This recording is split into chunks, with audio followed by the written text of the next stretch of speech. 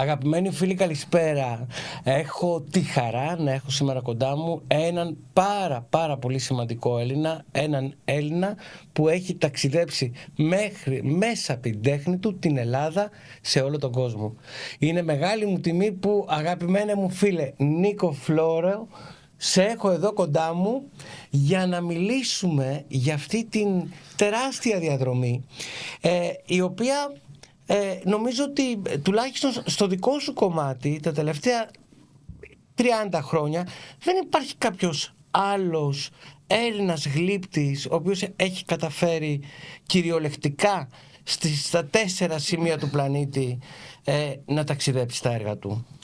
Σε ευχαριστώ πάρα πολύ καταρχήν για την φιλοξενία και για την αγάπη σου και για όλα αυτά τα ωραία... Μα είναι η αλήθεια και ξέρεις, ξεκινώ από το τελευταίο, δηλαδή το γλυπτό της για τη Μαρία Κάλλας, το οποίο είναι πραγματικά τρομερό ότι αρχικώς το εμπνεύστηκες με αφορμή τα 100 έτη, έτσι, από την γέννησή της.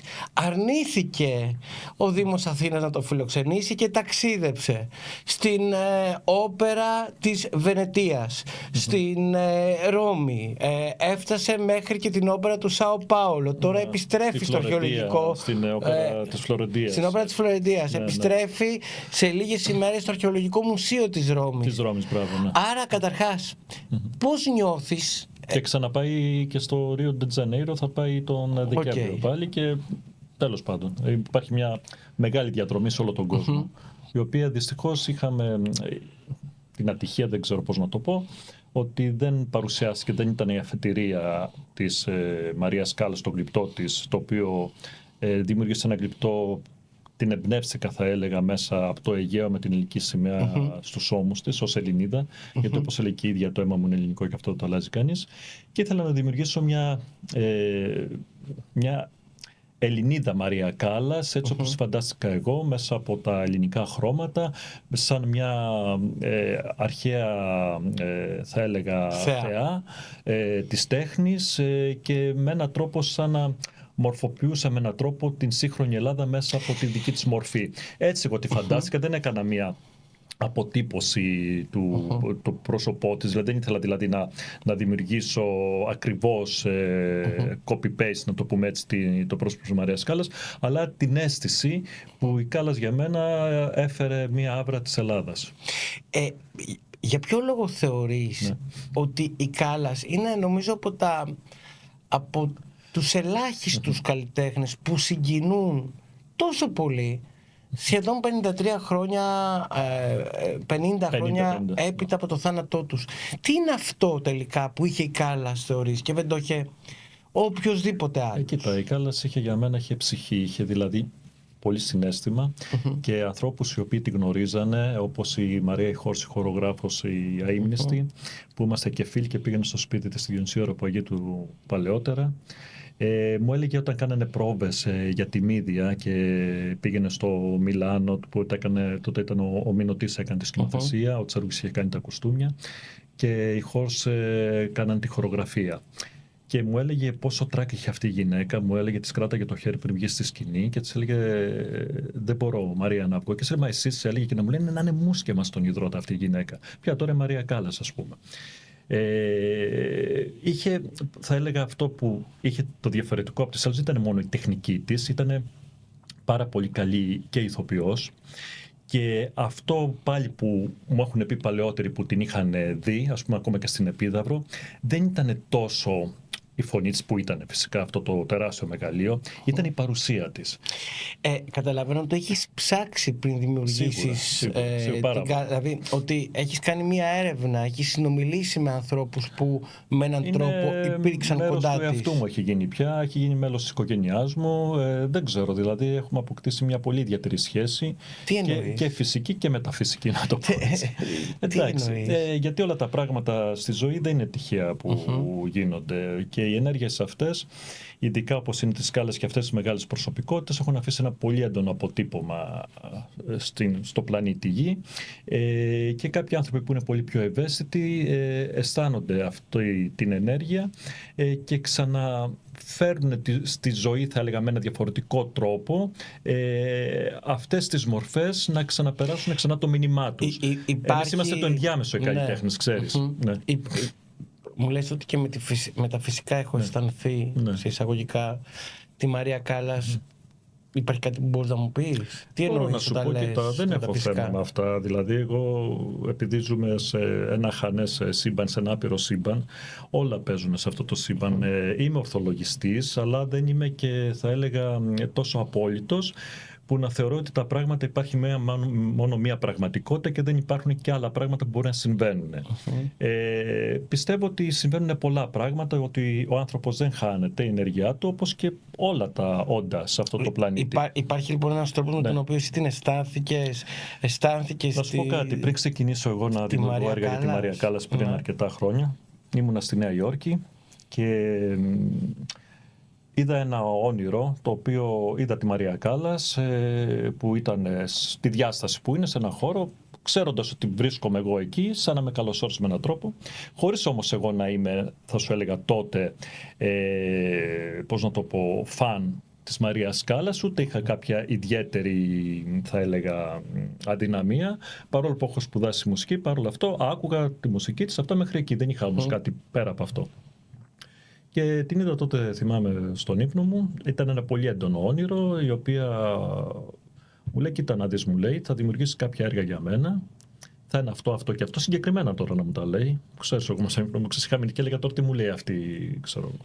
Λοιπόν, θα νομίζει και ο κόσμος τώρα ότι, πώς το λένε, είμαστε και λίγο αλαφροίσκιοι, θα έλεγα. Αλλά οι καλλιτέχνες λειτουργούμε πάρα πολύ με τη διαίσθηση, να το πω έτσι. Τέλος πάντων, βλέπω αυτό το όνειρο. Και μου λέει, θα κάνεις αυτό και αυτό και θέλω να μου φτιάξει και ένα έργο συγκεκριμένο έτσι, που θα είναι αυτό το χρώμα και τα λοιπά. Και κάναμε μια κουβέντα. Εγώ δεν είχα ξαναδεί ποτέ μου στον ύπνο μου τη Μαρία Κάλλας και τα λοιπά.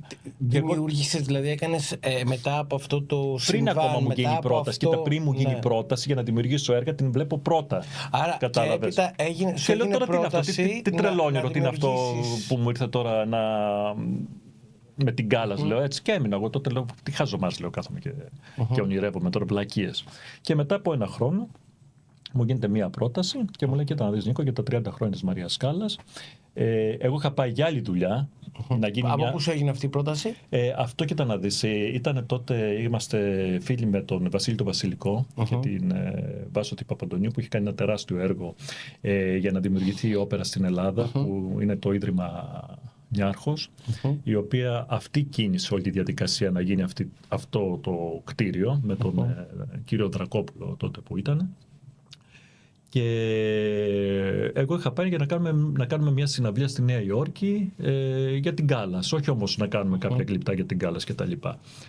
Και πάνω στη κουβέντα και τα λοιπά μου λέει, Νίκο, κοίτα να δεις, μου λέει, κάνεις, μου λέει, μια σειρά για τη Μαρία Κάλλας, ο Βασίλης ο Βασιλικός και η κυρία Παπαντονίου. Εγώ λέω, τι να κάνουμε, λέω. Λέει, κάνε κάτι. Τέλος πάντων. Μου δίνει ένα περιθώριο, ένα χρονικό διάστημα και αρχίζω και δημιουργώ έργα και φτιάχνω. Σαν να ήμουν σε μια κατάσταση ύπνωσης, θα έλεγα. Δούλευα αρκετό χρόνο, μην ξέροντας αν είναι μέρα νύχτα, και δημιούργησα μια σειρά από έργα, τα οποία πρωτοπαρουσιαστήκαν στην Αθήνα, στο Μέγαρο Μελά τότε, και παρόλο που τότε δεν τα παίζανε τα ελληνικά κανάλια και τα λοιπά, είναι η μοίρα της Κάλλας τελικά, δεν εξηγείται αλλιώς. Έρχεται το Reuters και κάνει ένα θέμα και γίνεται στα top 5 news, τα παγκόσμια, σε όλο τον κόσμο, παρουσιάζεται η έκθεση αυτή ως...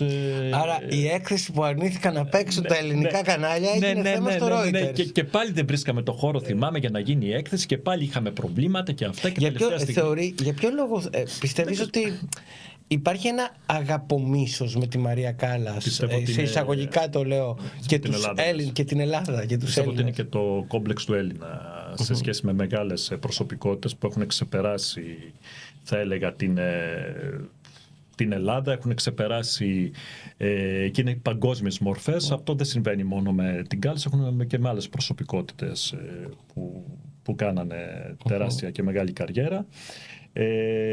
Και πολλές φορές ο Έλληνας δεν μπορεί να το αποδεχτεί αυτό, να σου πω. Εσύ έχεις Είναι βιώσει... αυτό που είχε πει και ο Τσαρούχης, που έλεγε ότι στην Ελλάδα δεν συγχωράνε την...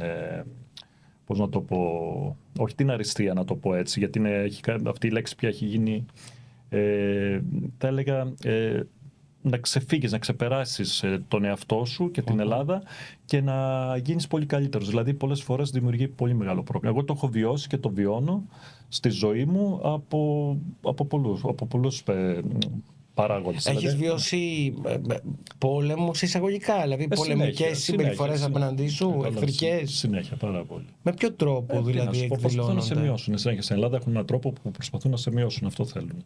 Όσο γίνεται. Δεν πάνε να έχεις και πάρει το βραβείο Νόμπελ, δεν πάνε να έχεις πάρει 10 Όσκαρ. Δεν τους ενδιαφέρει. Τους ενδιαφέρει πώς θα σε μειώσουν. Με ποιο τρόπο δηλαδή σε κάνουν. Ποια είναι η χειρότερη συμπεριφορά που εσύ βίωσες, η πιο εισαγωγικά οδυνηρή? Από μικρό παιδί έχω βιώσει πολλές συμπεριφορές λόγω και του ονόματος. Μόνο το όνομα Φλόρος να πάρεις αρκεί. Δηλαδή το bullying που δεχόμουν λόγω του ονόματός μου ήταν τεράστιο. Τι να σου πω. Ο Φλόρος και ο Φλόρος και ο Φλόρος και ακόμα και σήμερα. Δηλαδή και αυτοί που μας ακούνε, έλα τι θα έχει να μας πει ο Φλόρος και χαχαχα. Δηλαδή, εσύ αυτό πώς το βίωσες τα παιδικά σου χρόνια? Το βίωσα σε πλήγωνε? Φυσικά με πλήγωνε, με έκανε να αποστασιοποιηθώ από πολλά πράγματα. Αισθανόμουν ότι ήμουνα εκτός κατά κάποιο τρόπο. Ακόμα και πολλά παιδιά δεν με παίζανε, θα λέγαμε, όπως παίζαν τα άλλα παιδιά. Και έτσι αφοσιώθηκα περισσότερο, βρήκα διέξοδο στην τέχνη.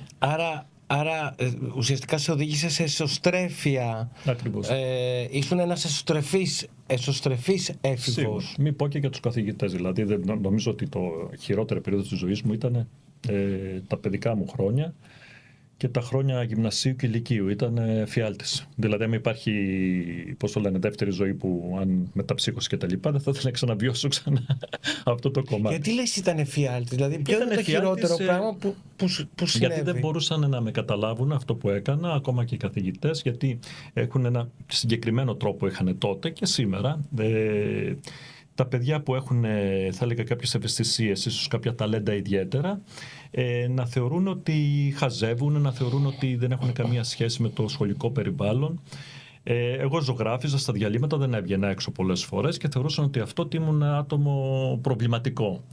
Και να φανταστείς, θέλανε να με διώξουν από το σχολείο. Είχαν κάνει συμβούλιο οι καθηγητές ότι είμαι άτομο με μαθησιακές δυσκολίες και γενετικές, δεν ξέρω τι πώς τότε, και είχαν φωνάξει τον πατέρα μου και θυμάμαι το διευθυντή τότε του γυμνασίου στην Τρίπολη που να λέει: κύριε Φλόρε, το παιδί σας έχει πρόβλημα και τα λοιπά, να βρείτε ειδικό σχολείο να το πάτε και τα λοιπά, δεν έχει θέση εδώ και το ένα και το άλλο. Σοκαριστικό και πάρα πολύ σκληρό, έτσι. Πολύ σκληρό και μπροστά σε μένα κιόλας αυτό γινόταν. Δηλαδή μπροστά σε μένα.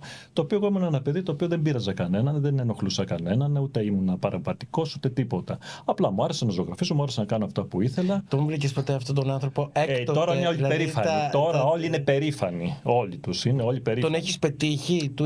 Όχι, έχω πετύχει άλλους και τα λοιπά, οι οποίοι είναι πολύ περήφανοι για μένα και μπράβο και που μου ήμουν καθηγητής σου και που σου ήμουν καθηγητριά σου και τα λοιπά, και το ακούω συχνά και από μέσα μου λέω καλά, οκ, εντάξει.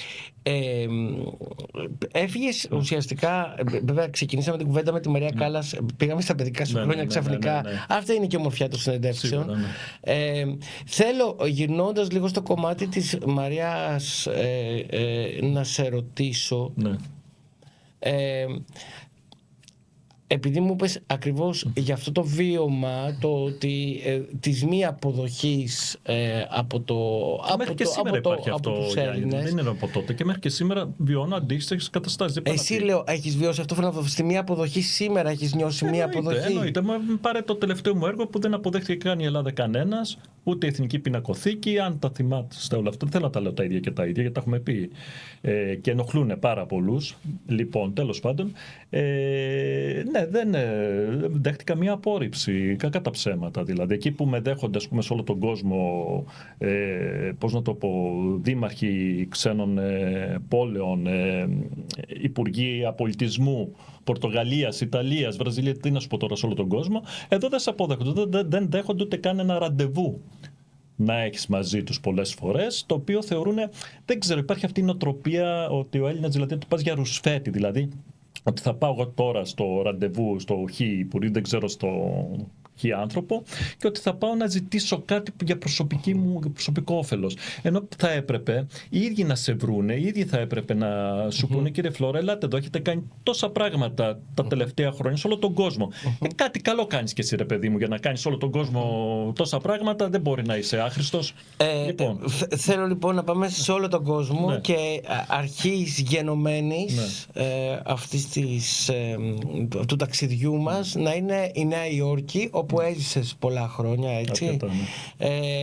Και όπου φυσικά άνθησε και όλο αυτό το μεγάλο ταλέντο στο οποίο έχεις, και θέλω να μου περιγράψεις αυτά τα χρόνια της Νέας Υόρκης και ποια ήταν η πιο, αν υπήρξε, μεγαλύτερη δυσκολία που βίωσες εκεί. Η Νέα Υόρκη ήταν ένα τεράστιο σχολείο, το μεγαλύτερο σχολείο της ζωής μου, γιατί βρέθηκα εκεί χωρίς σχεδόν χρήματα. Τι εννοείς χωρίς σχεδόν χρήματα? Η οικογένειά μου δεν ήταν, μην φανταστεί κανένα η οικογένεια μου ήταν καμιά πλούσια οικογένεια, ούτε επιχειρηματίες. Βέβαια, πόσα χρήματα πήγες στη Νέα Υόρκη? Με 500 ευρώ πήγα. Πήγες με 500 ευρώ στη Νέα Υόρκη? Με 500 ευρώ, ναι, εντελώς. Και τι έκανες, δηλαδή? Αυτό λέγεται θράσος, καταρχάς. Θράσος, ναι. Συγγνώμη, ναι, πήγα 500 ευρώ, αλλά ήταν τόσο μέσα μου έντονο το πάθος και η ενέργειά μου κτλ. Και λέω, εδώ θα είναι, πώς να σου το πω, ένας αγώνας, δηλαδή, όπως λέμε και στα αγγλικά, ένα challenge, πώς να σου το πω, μια πρόκληση. Δηλαδή, αν αξίζω, είπα, πραγματικά αυτά που έχουν κάποια αξία, εδώ θα φανεί αν πετύχω ή δεν πετύχω. Λοιπόν, έτσι έβαλα αυτό το στόχο μέσα μου, και όπως λένε και οι Αμερικάνοι, don't give up, δηλαδή δεν έκανα το give up, μου λέγανε όλοι don't give up, οι Αμερικάνοι. Οι Έλληνες θέλαν όλοι να με διώξουν εκεί πέρα. Έχω να πω και αυτό, δηλαδή, ότι οι Ελληνοαμερικάνοι και τα λοιπά, οι περισσότεροι, δηλαδή δεν μπορώ να πω και όλοι οι άνθρωποι, αλλά οι περισσότεροι, τι ήρθες να κάνεις εδώ και σήκω, φύγε από εδώ, και προσπαθούσαν δηλαδή με κάθε τρόπο να φύγεις, λες και τους είχες πάρει το πιάτο από τα χέρια. Σου έβαζαν κάποιο εμπόδιο, δηλαδή, ουσιαστικό? Πάντα από την Ελλάδα γινόταν αυτό, να σου πω κάτι. Δηλαδή υπήρχε αυτό το. Τώρα τι ήρθες εσύ εδώ πέρα, να μας πεις εσύ εδώ πέρα. Εσύ πήγες στη Νέα Υόρκη ως καλλιτέχνη, δεν πήγες ως έτοιμος καλλιτέχνης? Ως έτοιμος καλλιτέχνης. Εγώ είχα σπουδάσει στη Γαλλία, στην Μποζάρ και τα λοιπά. Ήμουνα πρώτα στη Βιέννη, στην Αυστρία. Και με $500, ας πούμε, γιατί είπαμε ευρώ αρχικά. Πού διέμεινες, δηλαδή, τι έκανες, πώς ήταν η πρώτη σου νύχτα στη Νέα Υόρκη? Άκου να δεις, εγώ πιστεύω ότι τίποτα δεν είναι τυχαίο στη ζωή του κάθε ανθρώπου. Πιστεύω ότι υπάρχει ένα σχέδιο, ένα θεϊκό σχέδιο. Πες το πώς θέλεις, τέλος πάντων, όπως είναι η ώρα που θα φύγεις από τη ζωή και θα πεθάνεις, η ώρα που γεννιέσαι, είναι κάποια συγκεκριμένα πράγματα. Θες δεν θες, με έναν τρόπο, αν είναι να γίνει κάτι και θα πρέπει να το καταφέρεις αυτό, θα συνομωτήσουν τα πάντα για να γίνει. Ωραία. Αν είναι να μην γίνει. Φτάνεις εσύ και δεν έχεις χρήματα. Έχεις κλείσει ξενοδοχείο. Τι έχεις κάνει? Δηλαδή, πώς προσγειώνεσαι δηλαδή στο αεροδρόμιο Κέννεντι? Και τι κάνεις? Γίνεται όλα με ένα μαγικό τρόπο. Με παίρνει μια φίλη μου τηλέφωνο, η οποία είναι μοντέλο εκεί πέρα, δούλευε ως μοντέλο. Νίκο και τα λοιπά. Ήταν στο Μαϊν, είχε πάει εκεί πέρα. Μου λέει, αλλά μείνε σε μένα.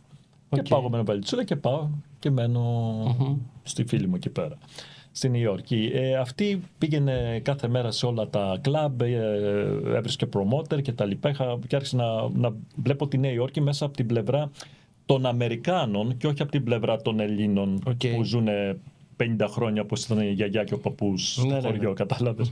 Λοιπόν, και λέω, εδώ αυτή είναι η πόλη μου, λέω, εδώ θα κάνω αυτό που είναι ή δεν θα κάνω. Λοιπόν, η κοπέλα δεν άντεξε πολύ, σηκώθηκε και έφυγε, γιατί ήταν τέτοια η πίεση, γιατί είναι μια, όσοι έχουν πάει και έχουν ζήσει και καταλαβαίνουν. Είναι η πίεση τεράστια και ξεκινάς από το 0. Δηλαδή, εσύ τι είναι αυτό που σε έκανε και άντεξε? Ωραία, η κοπέλα φεύγει, εσύ μένεις, τι δουλειά κάνεις? εκεί. Ναι, έκανες άλλες δουλειές. Δηλαδή, πώς επιβίωσες? Αυτό προσπαθώ να καταλάβω. Πολλά πράγματα. Ήμουν τόσο δοσμένος στο όραμά μου και στο στόχο μου. Τι δουλειές έκανες? Τα πάντα. Τι να σου πω. Δούλεψα από εστιατόριο μέχρι οτιδήποτε. Κατάλαβες? Τι είναι το οτιδήποτε? Τι είναι το οτιδήποτε? Ήμουνα σε εργαστήριο φίλου ζωγράφου, η οποία ήμουνα βοηθός του και τον βοηθούσα εκεί πέρα. Οποιαδήποτε δουλειά υπήρχε η οποία μπορούσα να την κάνω, την έκανα. Ωραία. Εκτός κάποιες άλλες δουλειές που δεν τις έκανα με τίποτα. Λοιπόν, για να μην παρεξηγηθούμε κιόλας. Λοιπόν, γιατί είχα και κάποιες αρχές πάντα στη ζωή μου και δεν ήθελα να αλλάξω αυτές τις αρχές. Και δεν με ενδιαφέρει, δηλαδή δεν έβαζα το χρήμα στη ζωή μου πάνω από τις δικές μου αξίες. Δέχτηκες σεξουαλική παρενόχληση, δηλαδή στην πολλές φορές, παντού υπάρχει αυτό, δεν είναι κάτι το οποίο... με την έννοια του ότι αν έρθεις μαζί μου, ας πούμε, εννοείται, και με ανθρώπους μιλάμε τώρα, πολύ ισχυρούς, πολύ ονόματα τεράστια, που είχαν δημιουργήσει προσωπικότητες στο Hollywood, που είχαν δημιουργήσει ονόματα στο χώρο της τέχνης και σε όλα. Και στο έλεγε με έναν τρόπο από εδώ από εκεί, σε έφτανε στο σημείο να σου πει: κοίτα να δεις, αν θες να είσαι μαζί μου και τα λοιπά, εγώ θα σε κάνω αυτό. Και έλεγα: ευχαριστώ πολύ, κάτσε να φάμε ένα ωραίο πια φαγητό και τα λοιπά. Θες να είμαστε φίλοι, είμαστε. Δεν θες, οκ. Αλλά να σου πω κάτι, δεν πίστεψα όμως ποτέ, πώς να σου το πω, ότι θα σε εξανάγκαζε κάποιος με το ζόρι και τα λοιπά. Νομίζω πάντα υπάρχει ένα κλειδί σε μια πόρτα, το οποίο μπορεί να την ανοίξει και να σηκωθείς να φύγεις. Δεν νομίζω ότι σου κλειδώνει κανείς την πόρτα πολλές φορές, δεν ξέρω. Γιατί σου λέω για άλλες περιπτώσεις, λέω στις δικές μου περίπτωση. Λοιπόν, και να σου πω και κάτι, και κάποιος από αυτούς έχουμε μείνει και φίλοι και τα λοιπά και έχει τελειώσει εκεί το θέμα. Γνώρισες μια σειρά προσωπικότητες στην Νέα Υόρκη, τη Μισελ Ομπάμα καταρχάς, έτσι, και θέλω να μου πεις. Όχι μόνο. Λέω, ξεκινάω με τη Μισελ Ομπάμα και να φτάσω και στους άλλους. Θα ήθελα να μου πεις έτσι σε δευτερόλεπτα κάτι για κάθε προσωπικότητα από αυτές που συνάντησες. Δηλαδή, τι ξεχώρισες στην Ομπάμα? Να σου πω κάτι, Γιάννη. Έχω γνωρίσει πολύ κόσμο λόγω της δουλειάς μου. Μεγάλες προσωπικότητες από τον χώρο των τεχνών, της πολιτικής, οτιδήποτε. Αυτό που με αγγίζει σε έναν άνθρωπο είναι η ειλικρίνειά του και το πόσο μπορεί να σε αγγίξει η ενέργειά του. Παίζει μεγάλο ρόλο αυτό. Άρα στην περίπτωση της Ομπάμα. Η περίπτωση της Ομπάμα, εντάξει, μια ωραία γυναίκα, μια πολύ καλοσυνάτη κτλ. Πολύ καλικοδέσποινα. Έτυχε να βρεθώ στο Λευκό Οίκο σε μια εκδήλωση εκεί πριν αρκετά χρόνια. Και έτσι γνώρισα και τον πρόεδρο τότε, τον Ομπάμα, και τη Μισελ Ομπάμα, οι οποίοι ήταν εξαιρετικοί οικοδεσπότες, και βρεθήκα μέσα σε αυτό το χώρο και μου άρεσε γιατί περιηγήθηκα μέσα σε αυτό το χώρο, σε αυτή την δεξίωση που ήταν τότε, και ήταν για μένα πολύ μαγικό, γιατί θυμάμαι είχα πάει πριν 15 μέρες στην Ουάσιγκτον με την αδερφή μου και μια φίλη ως βόλτα και βλέπαμε το Λευκό Οίκο απ' έξω από τα κάγκελα, ξέρεις, όχι φωτογραφιζόμαστε όπως οι τουρίστες. Και μετά από 10 μέρες μου έρχεται μια πρόσκληση να παρευρεθώ καλεσμένος στο Λευκό Οίκο, και θυμάμαι την αίσθηση που είχα ότι μπαίνοντας από την είσοδο, από τα κάγκελα αυτά μέσα, και βρέθηκα τελικά, μου λένε προχωρήστε ευθεία, λέει θα μπείτε μπροστά, και βρέθηκα μόνος μου και περπάταγα, θυμάμαι, αυτή, ξέρεις, η περιβόητη τέλος πάντων είσοδο του Λευκού Οίκου, να πηγαίνω να ανοίξω. Μετά από τόσες ταινίες στο σινεμά. Και θυμάμαι έτσι, το εξής όμως, το εξαιρετικό, η μουσική του Λευκού Οίκου που έχουν μέσα εκεί, ανοίγοντας την πόρτα, εκείνη τη στιγμή είχε ξεκινήσει η εκδήλωση τέλος πάντων. Τι κομμάτι παίζανε, λες? Ποιο? Τα παιδιά του Πειραιά. Εκπληκτικό. Και τα λοιπά. Πραγματικά ήταν πολύ συγκινητικό, πολύ ιδιαίτερο. Ήταν πολύ ιδιαίτερη εμπειρία, σίγουρα. Η Χίλαρη Κλίντον, με την οποία, αν κατάλαβα καλά, είχατε και μια σχέση. Ναι, την εκτιμώ πάρα πιο πολύ. Δείχνει σκληρή γυναίκα. Ναι, δείχνει πολύ σκληρή γυναίκα.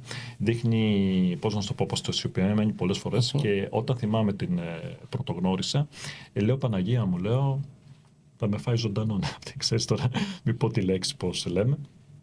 Αλλά ήταν τόσο θερμή, τόσο καλή, τόσο ομιλητική, που πραγματικά πολλές φορές είναι όταν έχεις μια άλλη, πώς να σου πω, άποψη για κάποιον άνθρωπο, ότι μπορεί να σου τα αλλάξει όλα αυτά όταν το γνωρίσεις από κοντά. Και η Χίλαρη Κλίντον πραγματικά είναι ένας άνθρωπος που της άξιζε μια πολύ καλή θέση, πιστεύω, στην Αμερική. Ο Ντόναλντ Τραμπ, με τον οποίο επίσης το γνώρισες και τη γυναίκα του, τη Μελάνια Τραμπ. Ναι. Αντιλαμβάνω, είναι αυτό το τόσο πολύ... Όχι, είναι ένας πολύ ειλικρινής άνθρωπος για μένα. Είναι ένας άνθρωπος που είναι πολύ ευθύς. Ευθύς, δηλαδή είναι ένας άνθρωπος ο οποίος αυτό δεν κρύβει, δεν παίζει ένα ρόλο. Κατάλαβες. Άλλοι παίζουν κάποιο ρόλο. Παριστάνουν τους καλούς, παριστάνουν το έτσι, το κλπ. Για μένα ο Ντόναλντ Τραμπ είναι αυτό πραγματικά ένας πολύ ειλικρινής, ένας πολύ καλός επιχειρηματίας και δεν είναι κάτι το οποίο θα μπορούσε. Συνάντησες και την Όπρα Winfrey. Και την Όπρα. Και η Όπρα, φοβερή και η Όπρα, πραγματικά. Ξέρεις, είναι κάποιοι άνθρωποι που λες τώρα. Δεν ξέρω, δηλαδή βλέπεις την Όπρα και σε πιάνει, σε αγκαλιάζει. Και λες τώρα είναι δυνατόν, ξέρω εγώ τώρα η Όπρα. Και κάποια στιγμή ξέρεις τι γίνεται με όλους αυτούς τους ανθρώπους, όποιος και να είναι.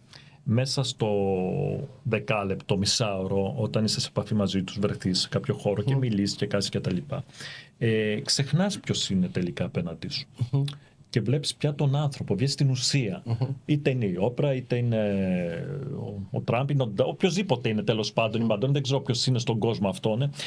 Μετά από λίγη ώρα μένει ο άνθρωπος. Και εμένα αυτό που με ενδιαφέρει είναι ο άνθρωπος. Δεν με ενδιαφέρει η ιδιότητά του, δεν με ενδιαφέρει πόσο διάσημος είναι. Θεωρείς τώρα ότι αυτές οι προσωπικότητες πιστεύεις ότι έχουν κρατήσει ανθρωπιά μέσα τους? Κάποιοι ναι, πιστεύω ναι. Δηλαδή, κάποιοι δεν έχουν αλωτριωθεί όσο. Εγώ δηλαδή, βλέπεις κάποιους νεόπλουτους, αποκτάνε λίγα χρήματα και είναι οι χειρότεροι άνθρωποι. Βλέπεις, ας πούμε, την Όπρα που είναι δισεκατομμυρίουχος και τα λοιπά, και σε προσεγγίζει με μια φιλικότητα και μια ευγένεια που άλλος αντίστοιχα, ας πούμε, π.χ. ένας Έλληνας, δεν ξέρω τι, που έχει αποκτήσει 5 φράγκα στη Μύκονο, μπορεί να σου ρίξει και μια σπροξά να σε πετάξει πιο πέρα, γιατί θα σου πει σε παρακαλώ πολύ, κάνε πέρα να περάσω με τη φίλη μου, την κομμενά μου, κατάλαβες. Και δεν είναι τυχαίο να σου πω κάτι που αυτοί οι άνθρωποι έχουν φτάσει εκεί που έχουν φτάσει. Κατάλαβες. Θέλει μεγάλο αγώνα. Δηλαδή, εγώ πολλές φορές τρομάζω και λέω, Παναγία μου, πώς αντέχουν αυτή την πίεση, την καθημερινή οι άνθρωποι για να μπορέσουν να κάνουν όλα αυτά τα πράγματα. Δεν είναι απλό πράγμα. Το να είσαι παγκόσμια διάσημος, το να είσαι π.χ. που λέμε δισεκατομμύριους και τα λοιπά. Πώς λέει μεγάλα καράβια, μεγάλες φουρτούνες. Μέριλ Στριπ. Εξαιρετική και η Μέριλ Στριπ, πραγματικά. Πολλοί θα την έχουν συναντήσει και στη Νέα Υόρκη με μια φόρμα, με ένα Sportex, στο Τσέλσι, να πίνει το καφέ της. Ένας άνθρωπος υπέροχος. Αντιστάρ, δεν την ενδιαφέρει. Αυτοί οι άνθρωποι περισσότεροι δεν έχουν ούτε bodyguards, ούτε τίποτα από αυτά τα πράγματα, κατάλαβες. Εδώ η άλλη πάει, ας πούμε, μέχρι το κολλέν, δεν ξέρω πού, και έχει και bodyguards εδώ πέρα, π.χ. Που έχει κάνει 2 διαφημίσεις τηλεόραση. Είναι influencer, γιατί έχουμε τους influencer τώρα. Ποια είναι, αλλάζω θέμα, ποια είναι η πιο δύσκολη θεωρείς στιγμή που στη ζωή σου, στη διαδρομή της ζωής σου που έχεις βιώσει ως σήμερα? Πιο δύσκολη στιγμή της ζωής μου είναι αρκετές. Δεν είναι μία και δύο. Πολλές φορές σκέφτηκα να παρατήσω τα πάντα. Πολλές φορές σκέφτηκα να σηκωθώ να φύγω. Δεν ξέρω τι να σου πω. Έχω φτάσει στη ζωή μου και σε τέλματα. Κατάλαβες. Δηλαδή είχα σκεφτεί μέχρι και την αυτοκτονία, να σου πω κάτι. Τώρα δεν είναι σωστό αυτό που λέω. Αλλά φτάνεις κάποιες στιγμές στη ζωή σου που μπορεί να περάσεις μια κατάθλιψη, να φτάσεις και σε ένα σημείο που να μην έχουν αξία τίποτα γύρω σου. Έχω, πώς να το πω, φλερτάρει με το θάνατο πολλές φορές. Έχω χάσει ανθρώπους από τη ζωή μου, συνεργάτες, φίλοι μου, οι οποίοι φύγανε μέσα από τα χέρια μου. Και εκεί έμαθα διαφορετικές, πώς να σου το πω, αξίες στη ζωή. Έμαθα δηλαδή ότι δεν έχει αυτά που λέγαμε προηγουμένως, ξέρω εγώ, για τον έναν, τον τάδε, τον ένα, ή όλες αυτές οι προσωπικότητες για μένα. Δεν λένε τίποτα ιδιαίτερα. Γιατί να σου πω κάτι, αν αυτή τη στιγμή πάμε μια βόλτα στον Άγιο Σάββα στο νοσοκομείο και περάσουμε μια βόλτα μέσα, όλα αυτά χάνονται αμέσως. Κανείς δεν έχει τη δύναμη από όλους αυτούς τους ανθρώπους να μπορέσει να σηκώσει έναν άνθρωπο άρρωστο από ένα κρεβάτι. Κατάλαβες? Ή ένας που είναι στα τελευταία στιγμές της ζωής του να μπορέσει να τον φέρει πίσω. Άρα η δύναμη αυτή είναι πλασματική, είναι μια ψεύτικη δύναμη όλο αυτό ο πλούτος που λέμε, ο υλικός πλούτος, οι διασημότητες αυτά. Τα έχουμε κάνει εμείς αυτά οι άνθρωποι έτσι για να μπορούμε να καλύπτουμε τα υπαρξιακά μας κενά και τους φόβους μας και λέμε ο τάδε, ωραία και τι έγινε, πες να σου πω κάτι, χτυπάω ξύλο να είσαι στο κρεβάτι του θανάτου. Σου έρθει πώς το λένε, η Μισελ Ομπάμα που λένε να σου έρθει οποιοδήποτε είναι αυτός, ο τεράστιος, η Βασίλισσα Ελισάβετ, συγχωρεμένη τέλος πάντων. Λοιπόν, η Μαντόνα ίδια να σου χορέψει μπροστά στο κρεβάτι. Τι θα γίνει, θα αλλάξει κάτι εκείνη τη στιγμή από τη ζωή σου, θα επανέλθει, τίποτα δεν θα γίνει. Γιατί δεν έχουμε τη δύναμη. Επειδή μου είπες πολύ ενδιαφέροντα αλλά και πολλά θέματα άνοιξες.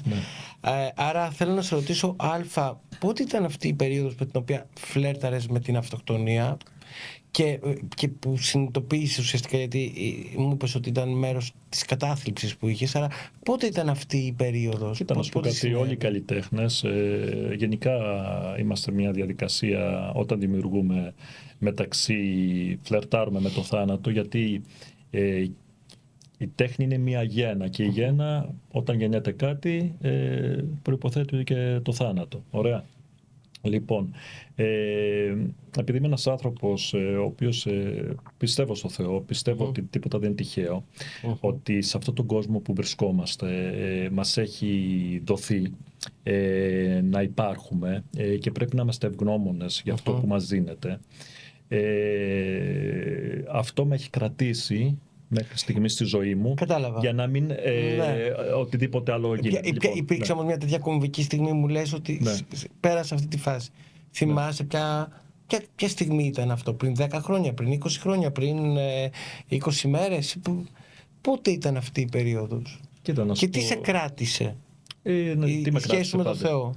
Η σχέση με τον Θεό, η σχέση μου ότι είμαι πολύ μικρός εγώ σαν άνθρωπος, να μπορέσω να ορίσω την ίδια τη ζωή μου τη στιγμή που δεν είναι κάτι δικό μου. Η ζωή η δική μου και του κάθε ανθρώπου, όλοι τέλος πάντων, δεν είναι δική μας. Ωραία. Γι' αυτό είμαι και εναντίον της... Θυμάσαι για περίοδο συνέβη όμως αυτή η κρίση, τη θυμάσαι? Πότε συνέβη στη ζωή σου, πότε ήταν? Κοίτα, να σου πω κάτι. Όταν έχασα τον αγαπημένο μου φίλο τον Γιώργο, τον Κωστάκο και από καρκίνο του εγκεφάλου και βιώσαμε μια κατάσταση, πώς να σου το πω, δηλαδή ήταν ένα παιδί που ήταν μια χαρά και μέσα σε ελάχιστο χρονικό διάστημα, είχε έρθει από τη Νέα Υόρκη στην Ελλάδα τέλος πάντων, και διαγνώσκεται αστραπαία με τελευταίο στάδιο καρκίνο του εγκεφάλου. Με αποτέλεσμα να τρελαθούμε όλοι. Η μάνα του, ο αδερφός του κτλ. Τον πήγαμε στη Γερμανία, σε αυτό το περιβόητο νοσοκομείο, το Uniclinic, που έχουν πάει και αρκετοί και από την Ελλάδα, τέλος πάντων, που ούτε θέλω να το δω μπροστά μου στη ζωή με αυτό το νοσοκομείο ξανά.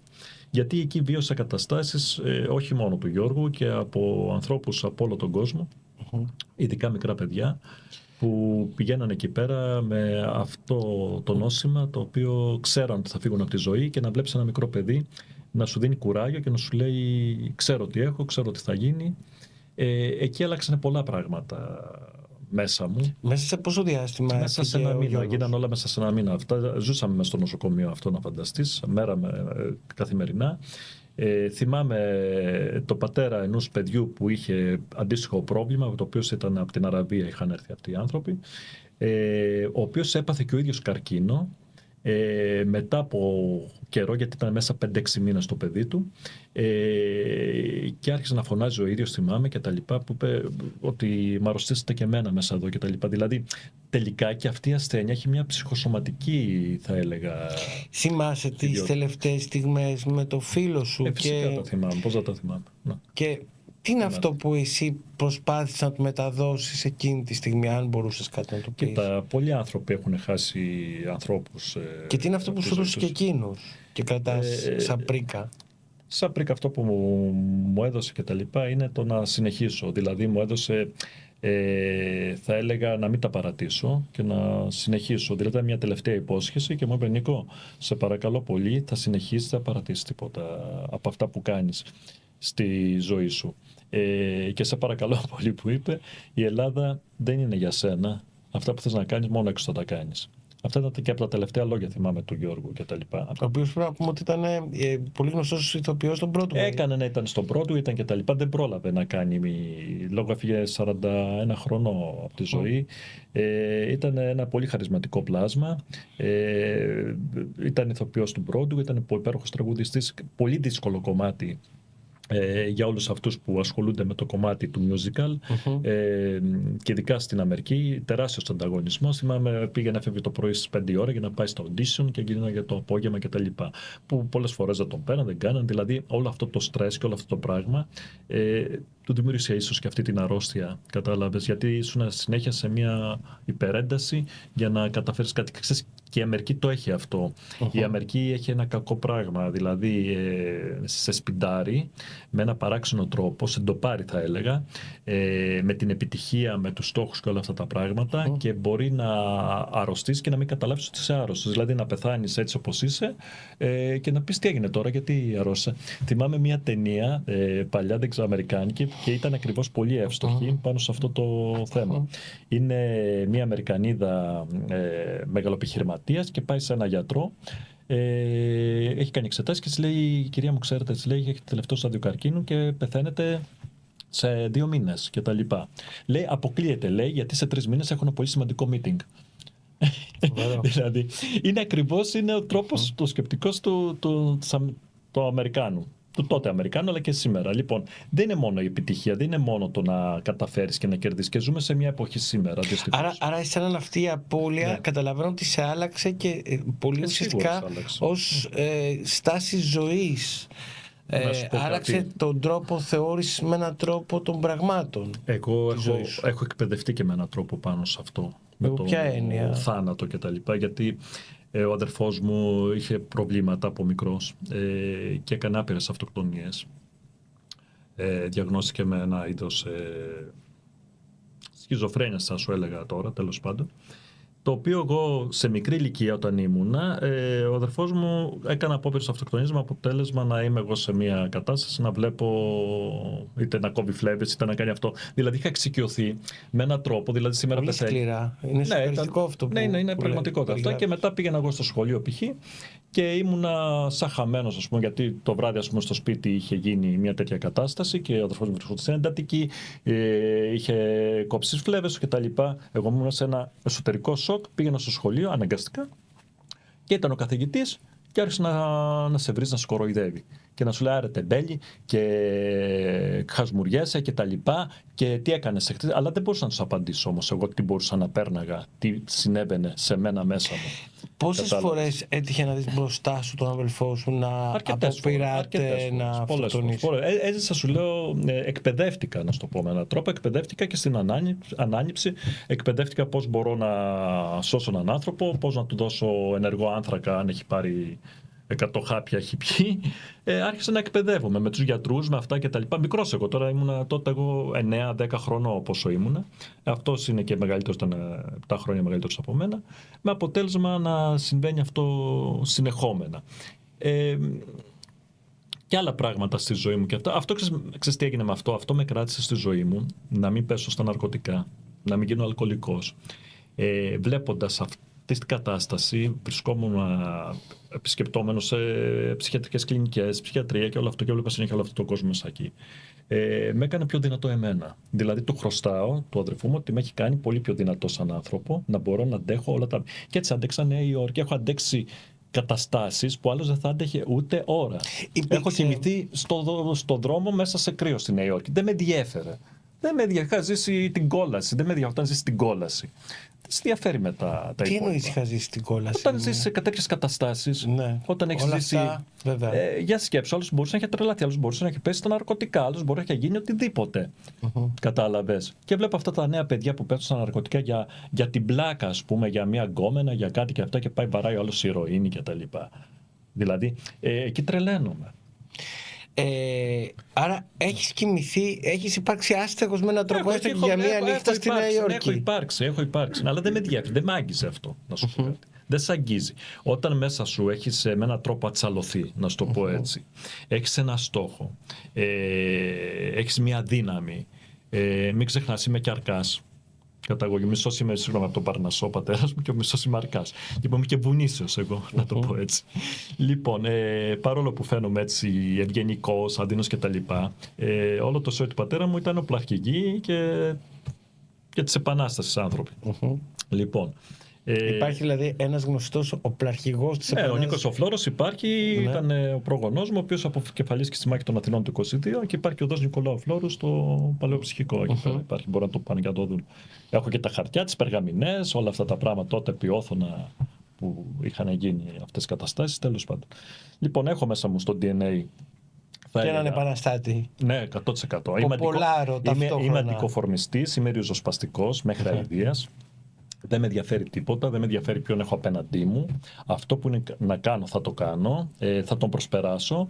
Και όπως έλεγα πολλές φορές και στο εξωτερικό και στη Νέα Υόρκη και οπουδήποτε ήμουνα, θυμάμαι και το συγχωρεμένο τον Γιώργο, μου έλεγε, ξέρω εγώ, ήταν να πάω στην Άννα Γουίντορ π.χ. ρε παιδί μου, στο τέτοιο. Μου λέει, πού θα πάω, τρελάθηκες, μου λέει, ξέρεις ποιο. Δεν με ενδιαφέρει. Δεν πειράζει, λέω, θα σου πάω στην πόρτα και θα μπω. Είχα αυτή πώς να σου πω, τη δύναμη.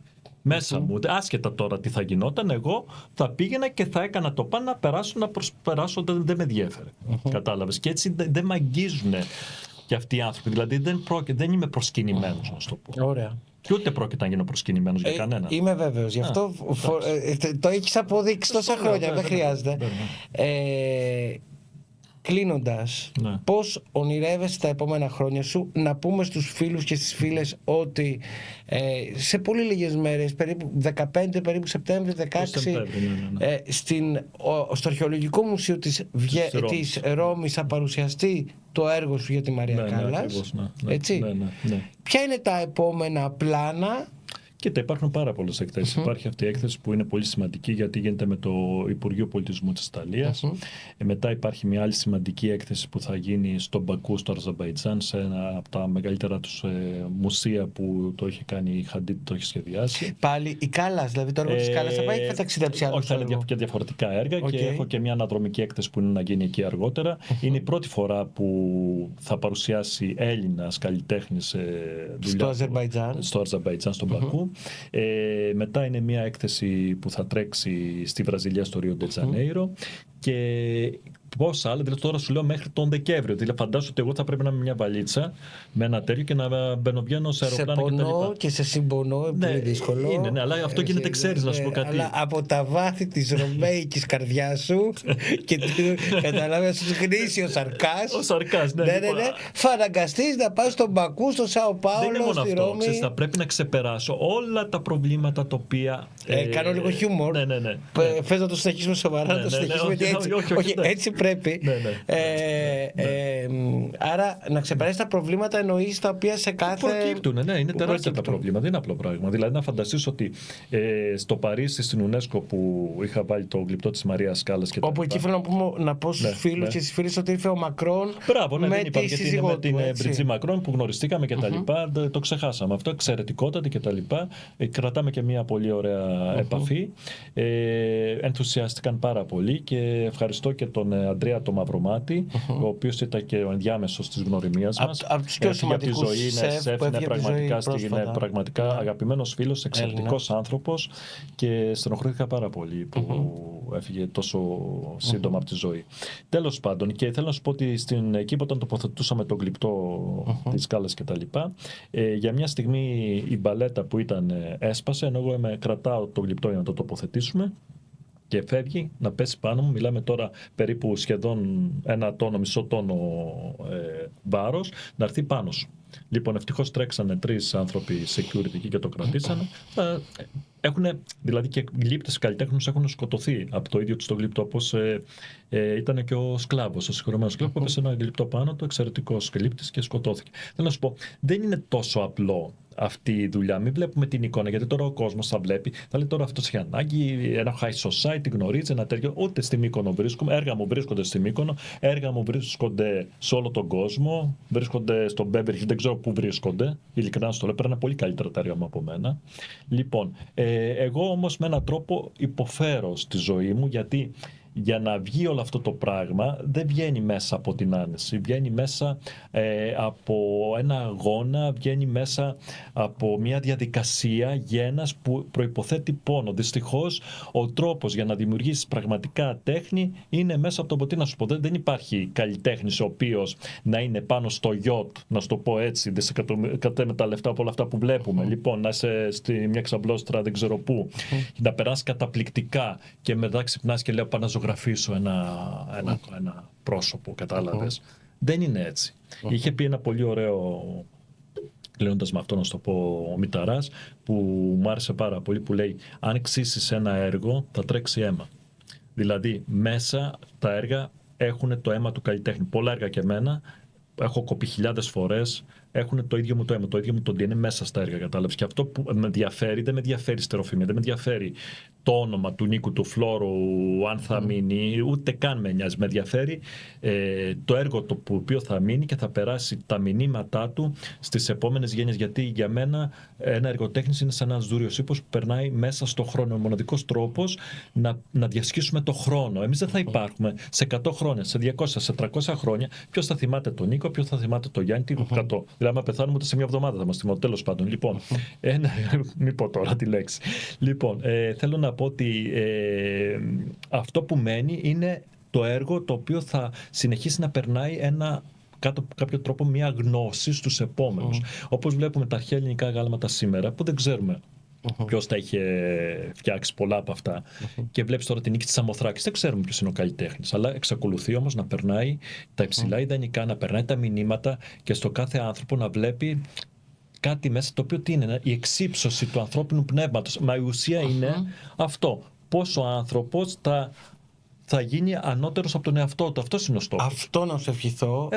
Να ευχηθώ από καρδιάς, αν το πνεύμα μας υπάρχει κάπου και παρακολουθεί μετά από 3, 5, 10 αιώνες να βλέπεις τα έργα σου από ψηλά και να βλέπεις να αγαπώνται ακόμα. Ευχαριστώ από καρδιάς. Πραγματικά ήταν πολύ πολύ μεγάλη χαρά. Θα θέλαμε πολύ περισσότερη ώρα να πούμε, γιατί δεν χωράει μέσα σε μία ώρα τόσα πολλά πράγματα, μια ολόκληρη ζωή. Είναι πολλά πράγματα αυτό. Και σου υπόσχομαι ότι σε λίγους μήνες θα ξαναβρεθούμε με αφορμή κάποια άλλη έκθεση. Φίλες και φίλοι, σας ευχαριστούμε από καρδιάς. Ήταν μία ακόμα εκπομπή. Θα είμαστε μαζί την επόμενη εβδομάδα.